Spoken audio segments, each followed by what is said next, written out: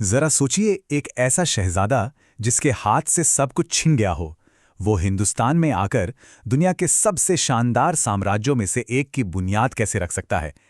ये दास्तां है ज़हीर उद्दीन मोहम्मद बाबर की। तो यही वो बड़ा सवाल है जिसका जवाब हम आज ढूंढेंगे। सोचिए, एक तरफ एक शहजादा जिसके पास बस मुट्ठी भर सैनिक हैं और दूसरी तरफ एक पूरा उपमहाद्वीप। ये सिर्फ एक जंग की कहानी नहीं है, बल्कि ये कहानी है जबरदस्त रणनीति की, नई टेक्नोलॉजी की और कभी हार न मानने वाले जज्बे की। तो चलिए कहानी की शुरुआत करते हैं बाबर की रगों में दौड़ते खून से। वो कोई मामूली शहजादा नहीं था, वो दो महान विजेताओं का वंशज था। एक तरफ तैमूर और दूसरी तरफ चंगेज खान। और ये विरासत सिर्फ नाम की नहीं थी, ये उसकी सोच और उसके सपनों में भी बसी हुई थी। सिर्फ 12 साल की उम्र में बाबर को सियासत और जंग दोनों के मैदान में उतरना पड़ा। अपनी पुश्तैनी जमीन समरकंद को पाने की कोशिश में उसने कई बार जीत देखी और कई बार हार का स्वाद भी चखा। इन्हीं तजुर्बों ने उसे एक पक्का सिपह सालार बना दिया और यहीं से उसकी नजरें हिंदुस्तान की दौलत और जमीन की तरफ मुड़। लेकिन हिंदुस्तान को जीतना कोई बच्चों का खेल नहीं था। यहाँ बाबर का सामना सिर्फ एक फौज से नहीं, बल्कि जंग लड़ने के एक बिल्कुल अलग तौर तरीके से होने वाला था। अच्छा, चलिए इसे जरा समझते हैं। इस स्लाइड को देखिए, ये दो बिल्कुल अलग दुनियाएं हैं।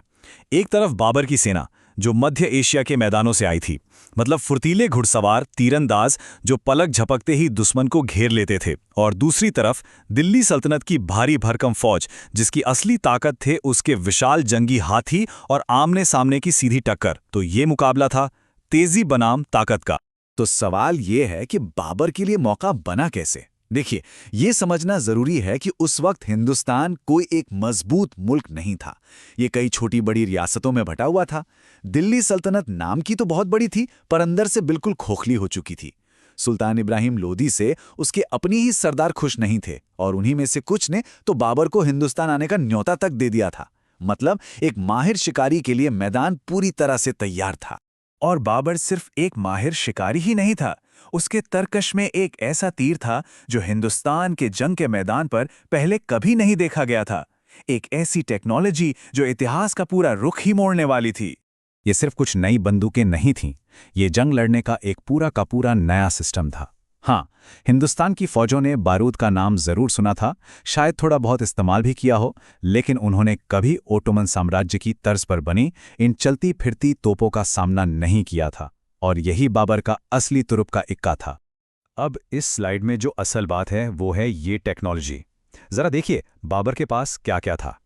तोप थी जो किले की दीवारों को तोड़ने के काम आती थी। तोफेंग यानी कि बंदूकें थीं पैदल सैनिकों के लिए। लेकिन असली गेम चेंजर था जरबोजन। सोचिए, गाड़ियों पर लगी छोटी हल्की तोपें जो कहीं भी ले जाई जा सकती थी और जिनकी मारक क्षमता 5 किलोमीटर से भी ज्यादा थी। यो जमाने के लिए किसी अजूबे से कम नहीं था।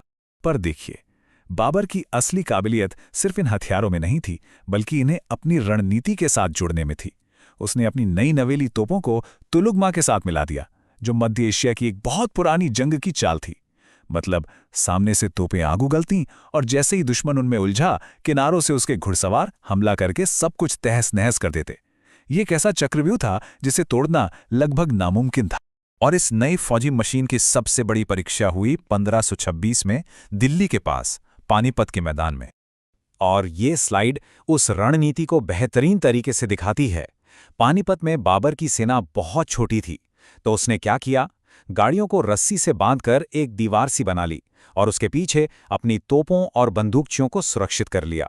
जब इब्राहिम लोधी की विशाल सेना ने हाथियों के साथ हमला किया, तो उनका स्वागत किया बाबर की तोपों की गगनभेदी आवाज और आग के गोलों ने। इस भयानक शोर और धुएं से हाथी ऐसे बिदके कि अपनी ही फौज को रौंदते हुए भाग खड़े हुए। और इसी भगदड़ के बीच बाबर के घुड़सवारों ने किनारों से तुलुगमा चाल चली और सल्तनत की सेना का नामो निशान मिटा दिया। तो समझने वाली बात यह है कि पानीपत तो सिर्फ शुरुआत थी। बाबर यहीं नहीं रुका। इस जीत के बाद उसने एक के बाद एक लड़ाइयां जीती। खानवा में राणा सांगा की ताकतवर राजपूत फौज को हराया, फिर घाघरा में अफगानों को शिकस्त दी। हर जीत के साथ हिंदुस्तान में मुगल साम्राज्य की नींव और भी गहरी और मजबूत होती चली गई। लेकिन बाबर की कहानी सिर्फ जंग के मैदानों तक ही सीमित नहीं है। वो एक विजेता से कहीं बढ़कर था।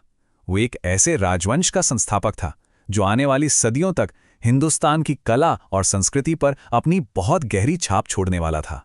और इसका सबसे बड़ा सबूत है उसकी अपनी लिखी किताब बाबरनामा। इसमें हमें एक बिल्कुल अलग बाबर देखने को मिलता है। एक ऐसा इंसान जो सिर्फ लड़ाइयों का हिसाब किताब नहीं रखता, बल्कि एक वैज्ञानिक की तरह हिंदुस्तान के पेड़ पौधों, जानवरों और मौसम के बारे में लिखता है। उसकी कलम में एक विजेता का नहीं, बल्कि एक कलाकार का दिल झलकता। और बाबर ने जिस साम्राज्य की नींव रखी, वो संस्कृतियों का एक शानदार संगम बना। इसमें फारस, मध्य एशिया और हिंदुस्तान की परंपराएं ऐसे घुल मिल गईं कि एक नई अनूठी पहचान ही बन गई। आज हम जो ताजमहल देखते हैं, जो मुगलई खाना खाते हैं या जो खूबसूरत मिनिएचर पेंटिंग्स देखते हैं, वो सब उसी संगम की देन। लेकिन इतनी ताकत और इतनी टेक्नोलॉजी के बावजूद एक दुश्मन ऐसा था जिसके सामने बाबर की बनाई हुई ये फौजी मशीन भी बेबस हो जाती थी। मुगल फौजें मध्य एशिया की सर्दी और गर्मी की तो आदी थी, लेकिन हिंदुस्तान के मौसम ने उन्हें बार बार मात दी। जब वो वापस मध्य एशिया के बर्फीले पहाड़ों में जाते तो बर्फ उनके रास्ते और रसद दोनों काट देती, जैसा शहजादा मुराद के साथ हुआ। और जब वो हिंदुस्तान के पूरब की तरफ जाते तो मानसून की बारिश और बाढ़ उनकी की पूरी सेना को फंसा लेती, जैसा असम में मीर जुमला की फौज के साथ हुआ। मतलब प्रकृति के आगे उनकी हर रणनीति फेल हो जाती थी। तो बाबर की कहानी हमें दिखाती है कि कैसे टेक्नोलॉजी और रणनीति से एक साम्राज्य खड़ा किया जा सकता है। लेकिन ये भी बताती है कि असली ताकत की सीमाएं क्या हैं। कोई दुनिया की सबसे बेहतरीन फौज बना सकता है, लेकिन प्रकृति के आगे बड़े बड़े साम्राज्य भी घुटने टेक देते हैं। ये एक ऐसा सवाल है जो सिर्फ बाबर के लिए नहीं, बल्कि आज भी उतना ही मायने रखता है।